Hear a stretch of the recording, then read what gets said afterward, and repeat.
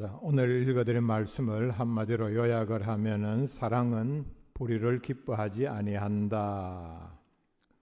사랑하는 대상을 위해서 내가 사랑하기 위해서 불의를 행하는 것을 절대로 스스로 용납하지 아니한다는 뜻입니다. 사랑하다라는 말을 우리가 동사로 생각을 해보면은 사랑하는 주체가 있습니다. 가령 내가 누구를 사랑한다 할 때에 내 자신이 그 사랑하는 대상을 위해서, 그 사람을 위해서 아니면은 환심을 사기 위해서 불의한 일을 행하지 아니한다는 뜻입니다. 그 다음에 또 하나는 내가 아무리 사랑하는 사람일지라도 그 사람이 이유가 어떠하든 간에 아니면은 나의 유익을 위해서 어떤 불의 또는 불법적인 일을 행하는 것을 내가 용납하지 아니한다는 뜻을 담고 있습니다. 절대로 우리는 특별히 그리스도인으로서 내 자신이 누구를 사랑할 때에 어떤 대상을 위해서 아니면은 내가 사랑하는 그 대상이 나를 위해서 좋지 않은 행동 그리고 법에 저촉이 되는 불법 행위를 하는 것을 우리가 용납해서는 되지 않습니다. 현실은 어떻습니까? 사람들은 사랑하기 때문에 불의를 행하고 사랑하는 그 대상을 위해서 특별히 어떤 조직에서 상관이 어떤 일을 불법적인 일을 명령을 할 때에 내가 이 조직을 위해서 사랑한다 아니면은 그 상관을 사랑하기 때문에 이런 일을 행한다 하는 일들이 들어 일어납니다. 그 사회가 타락을 하고 심지어는 그 조직이 망하기까지 하는 이유가 바로 여기에 있습니다. 그래서 이런 일이 일어날 때에 사랑하는 사람이 불의한 일을 행하는 것을 보고도 묵과하거나 아니면은 기뻐하거나 부추기거나 심지어는 함께 범죄하기도 합니다. 예를 몇 가지 들어드립니다. 제대로 된 부모는 자녀가 불의한 일을 하는 것을 기뻐하지 않습니다. 당장 그 어떤 불의한 일이 부모에게 어떤 유익을 가져온다 할지라도 책망을 하고 하지 못하게 합니다. 최근에 뉴스에 몇 건 나온 예들이 있습니다. 자녀들이 마약을 하는 것을 부모가 알게 되었을 때에 또는 심지어 상습적으로 도둑질하는 것을 알았을 때에 부모가 신고를 했습니다. 부모의 마음이 뭡니까? 징역을 살려서라도 이 자식을 바로 잡겠다는 사랑하는 마음이 담겨져 있습니다.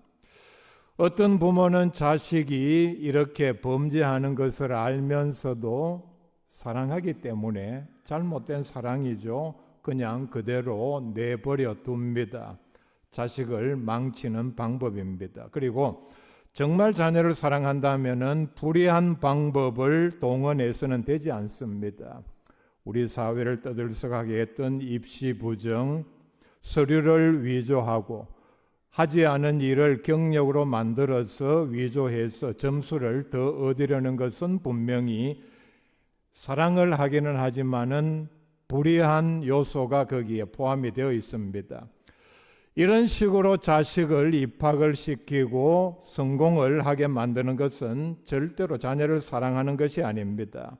망치는 지름길입니다.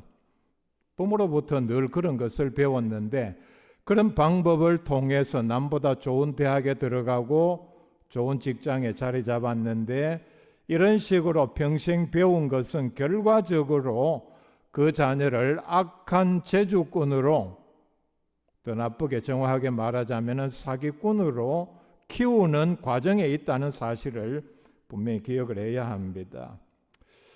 불륜을 예를 들어 봅시다. 그게 사랑입니까?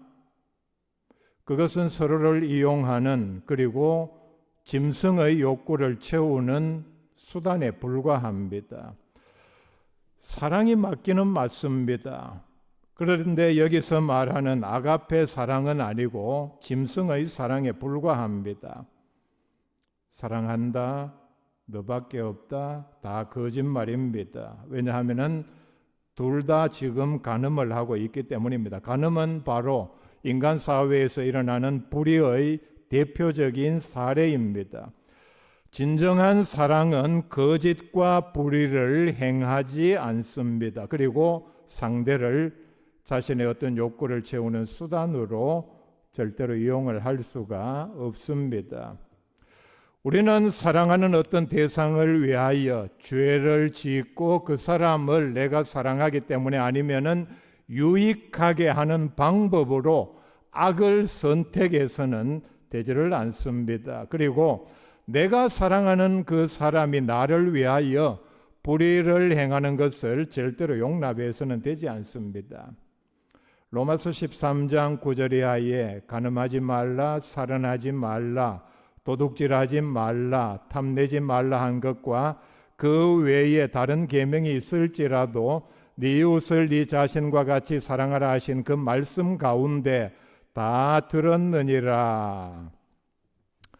네 가지 제목이 나오죠. 간음, 살인, 도둑질, 탐내지 말라. 이런 것들이 바로 큰 틀에서 사랑하라는 이 큰 법의 세부적인 실천 사항이라는 뜻입니다.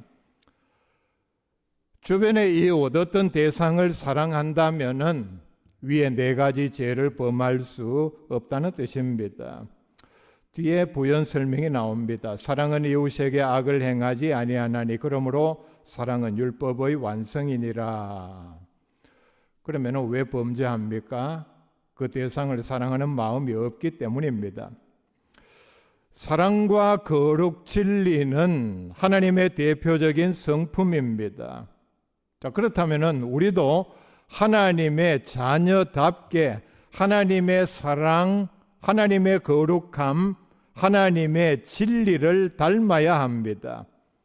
그 반대가 되는 미움과 거짓, 불의는 하나님께서 미워하시는 것들입니다. 하나님께서 미워하는 것들을 우리가 즐겨 행하면서 하나님을 사랑한다고 절대로 말할 수 없습니다. 하나님께서는 분명히 우리들을 사랑하십니다. 독생자 예수를 십자가에 못 박기까지 사랑하셨습니다. 이 사랑은 지금도 유효합니다. 아까 말씀드린 그런 불의한 부모를 한번 연관시켜 생각해 볼 수 있기를 바랍니다. 그 부모도 분명히 자식을 사랑하는 마음으로 그렇게 했겠죠. 하나님도 그렇게 하시겠습니까? 내가 상관교회 누구를 사랑하기 때문에 그 부모처럼 그런 불의한 방법을 써서라도 내 사랑을 드러내 보여야 되겠다. 있을 수 없는 얘기입니다. 하나님께서는 우리를 사랑하시면서 불의한 방법을 절대로 쓰시지 않습니다. 그리고 사랑하는 우리들이 불의를 행하는 것을 절대로 오늘 말씀에 적용하면은 기뻐하지 않으십니다. 성경의 몇 구절 읽어드립니다. 시편 5편 4절 이하에 보면은 주는 죄악을 기뻐하는 신이 아니시니 악이 주와 함께 머물지 못하며 그 다음에 오만한 자들이 주의 목전에 서지 못하리이다. 주는 모든 행악자를 미워하시며 거짓말하는 자들을 멸망시키시리이다. 여호와께서는 피 흘리기를 즐기는 자와 속이는 자를 싫어하시나이다. 분명히 말씀을 합니다. 하나님께서 하나님의 자녀들이 불의한 일들을 하는 것을 용납하지 않으신다는 뜻입니다. 하박국 1장 13절 말씀에 주께서는 눈이 정결하심으로 악을 참아 보지 못하시며 배역을 참아 보지 못하시거늘 어찌하여 거짓된 자들을 방관하시며 악인이 자기보다 의로운 사람을 삼키는데도 잠잠하시나이까. 우리가 이 말씀만 보면은 하나님께서 이렇게 악을 행하는 사람들, 불의를 즐겨 행하는 사람들을 그냥 참으시는가 보다. 하박국이 바로 이 시점에서 이렇게 하나님께 원망하는 대목입니다. 뒤에 보면 하나님의 응답이 나왔죠. 그리고 결과적으로 그렇게 되었습니다. 무슨 얘기냐? 하나님께서는 결과적으로 하박국이 보기에는 벌하시지 않는 것 같지만은 조금만 기다리면은 다 벌하신다. 13절 말씀에 나오는 악이라든지 배역, 거짓된 자들, 그 다음에 악인이 어려운 사람들을 삼키는 이런 모든 행위들을 심판하신다는 뜻입니다. 잠언 6장 16절 이하에 보면은 여호와께서 미워하시는 것 몇 가지를 말씀을 합니다. 17절에 교만한 눈, 거짓된 혀, 무죄한 자의 피를 흘리는 손. 18절 말씀에 악한 계교를 꾀하는 마음과 빨리 악으로 달려가는 발. 19절에 거짓을 말하는 망령된 증인, 그리고 형제 사이를 이간하는 자. 하나님께서 미워하신다. 분명히 우리에게 경고를 하고 있습니다. 자, 그렇다면은 우리가 사랑을 행하는 가장 중요한 원리, 교회를 사랑하며 예수님을 사랑하는 방법에 있어서 오늘 말씀과 연결해 볼 수 있기를 바랍니다. 교회는 그리스도의 몸입니다. 그리고 예수님은 교회의 머리가 되십니다. 교회를 사랑하는 것이 바로 예수님을 사랑하는 일입니다. 성도의 모임이 구체적으로 눈에 보이듯, 자, 예배 드릴 때 이렇게 성도가 모여서 우리 성도가 누구다 다 알고 있습니다. 그리고 바깥에 나가서 헤어져 있어도 우리 성도는 누구다, 한 교회 성도만 말하는 것이 아닙니다. 우리 그리스도인들이 너무 폐쇄적으로 생각해서 자기 교회만 교회, 남의 교회는 자기 교회가 아니기 때문에 성경은 그렇게 말하지 않습니다. 모든 교회, 모든 성도는 같은 주 되시는, 목자 되시는 예수님의 품 안에 있는 한 교회입니다. 다른 교회에 대해서 경쟁적으로 잘못 얘기하고 하는 것은 심각한 잘못이라는 사실을 분명히 깨달아야 합니다. 똑같이 예수 그리스도가 몸인 예수님께서 자기의 피를 팔아서 구원한 성도들입니다. 자, 그렇다면은 같은 교회 성도든 다른 교회 성도든 똑같이 사랑하고 형제, 자매된 사랑을 나누어야 합니다. 성도를 사랑하는 것이 바로 교회를 사랑하는 방법이요, 예수님을 사랑하는 방법입니다. 자, 그렇다면은 성도 간에 서로 사랑하는, 그리고 교회를 사랑하는 방법은 어떠해야 하는가? 절대로 맹목적이 되어서는 되지 않습니다. 오직 선하고 의로우며 진실한 방법으로 사랑해야 합니다. 부모가 자녀를 사랑하는 것과 같은 방법으로 사랑해야 한다는 뜻입니다. 아까 말씀드린 잘못된 방법 말고, 잘못된 사랑의 방법은 자녀를 망친다 그랬죠. 올바른, 불의가 없는 의로운 방법으로 공정하게 사랑을 해야 한다는 뜻입니다. 더 구체적으로 들어가면은 교회를 위하여 충성하고 봉사하는 일에, 그 다음에 상당히 중요한 영역은 성도 서로 간에 섬기는 일입니다. 이런 모든 일에 조금의 불의함, 거짓, 시기, 교만이 없어야 합니다. 자, 여기까지 말씀을 드리고 오늘 읽어드린 말씀을 다시 한번 읽어드립니다. 이 말씀으로 돌아가서 이 말씀의 기준에서 주제로 삼아서 계속해서 제가 드리는 말씀을 한번 듣고 그 이유를 생각하고 한번 적용해 볼 수 있기를 바랍니다. 사랑은 불의를 기뻐하지 아니하며 진리와 함께 기뻐하고, 교회를 사랑하는 방법에서 불의로운 방법을 절대로 우리가 사용할 수 없다는 뜻입니다. 하나님의 말씀대로 교회를 섬기고 순종을 해야 합니다. 교회를 섬기는 일에 사랑하는 방법에 있어서 교만이라든지 어떤 직분을 맡아서 이 일을 하는데, 저는 과거에 그런 얘기들을 많이 들었습니다. 이 일은 우리 교회에서 나 아니면 할 사람 없습니다. 좋은 뜻이면 좋습니다. 근데 제가 그게 좋은 뜻으로 듣지를 이해하지를 못했습니다. 아무리 이해를 하려고 해도 서로 섬기는 일에 충성하고 봉사하는 일에 교만과 탐욕이 개입돼서는 절대로 되지 않습니다. 사도행전 첫 부분부터 보면 예수님께서 승천하시고 난 다음에 예루살렘 교회가 폭발적으로 부흥을 했습니다. 성도들이 많이 늘어났다는 얘기입니다.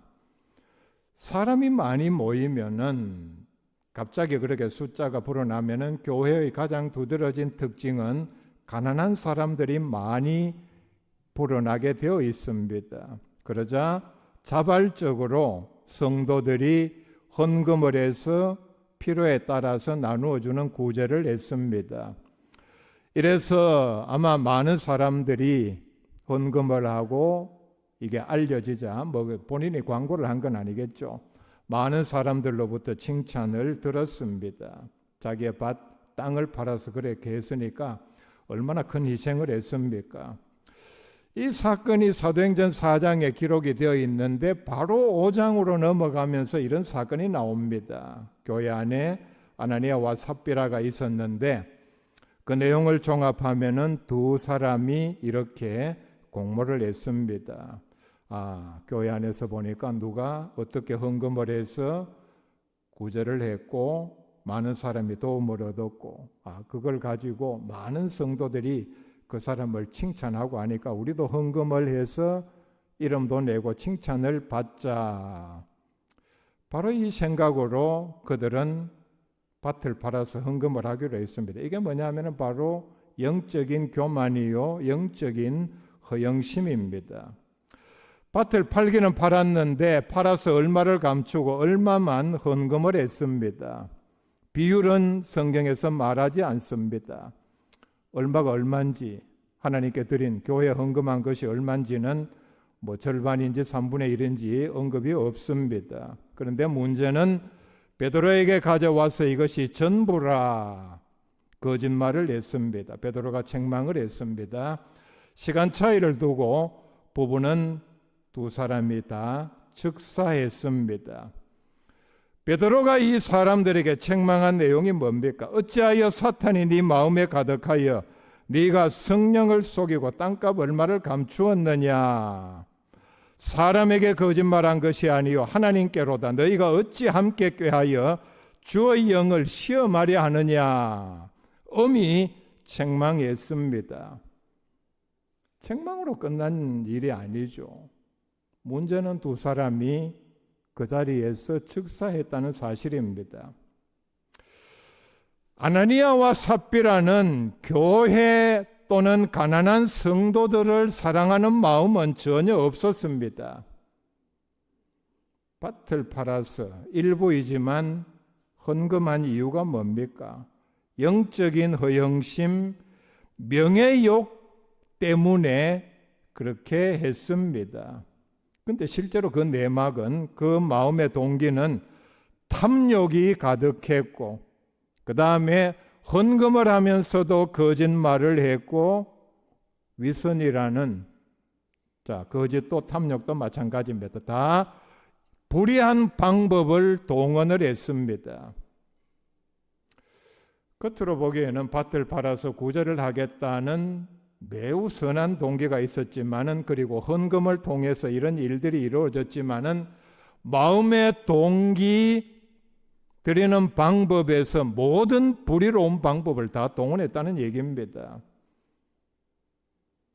이걸 교회를 사랑했다, 교회를 사랑하는 마음으로, 가난한 성도들을 사랑하는 마음으로 그렇게 했다고 볼 수 있습니까? 교회를 섬기는 일에, 또 교회를 사랑하고 형제 자매를 섬기는 일에 불의한 방법이 들어와서는 되지 않습니다.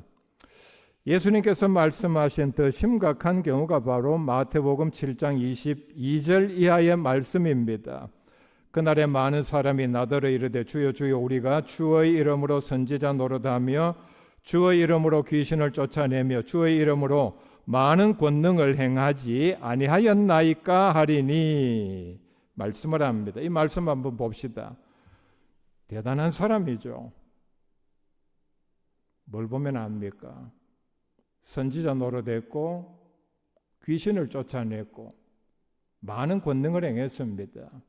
이적을 행했다는 뜻입니다. 한 무리들이 보면은 이 세 가지 한 가지 일만 하기에도 참 엄청난 능력의 소유자인데 이 사람들은 세 가지를 그냥 밥 먹듯이. 근데 더 놀라운 일은 주여 주여, 일단 주여가 2번 나오죠. 우리가 주의 이름으로 선지자 노릇하며 주의 이름으로 귀신을 쫓아내며 주의 이름으로 많은 권능을 행했다. 엄청난 능력의 사람입니다. 이들에게 예수님께서 뭐라고 응답했습니까? 23절에 그때 내가 그들에게 밝히 말하되 내가 너희를 도무지 알지 못하니 불법을 행하는 자들아 내게서 떠나가라 하리라 말씀을 합니다.